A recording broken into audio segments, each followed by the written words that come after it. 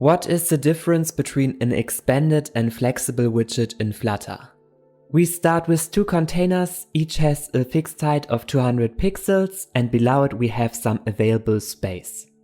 Simply wrap around the blue container an expanded widget to force this widget to take vertically the entire available space.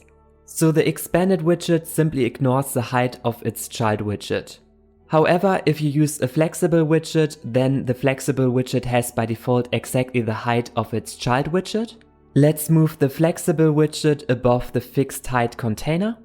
And now if the other widgets require more space, then the flexible widget will even take less height than the child, since it is flexible. In another example, we have three containers, whereas one container is expanded and takes the maximum height it can get. Now let's also wrap the flexible widget around the blue container. Here you notice that the whole available space that is not occupied by fixed height widgets is simply equally divided between the flexible and expanded widget.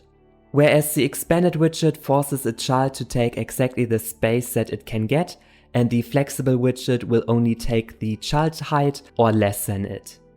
If you use the flex factor, then the available space is divided into 3 portions, whereas the expanded widget gets 2 portions and the flexible widget gets 1 portion, whereas the flexible widget will not expand, it will simply take the child height or less than it.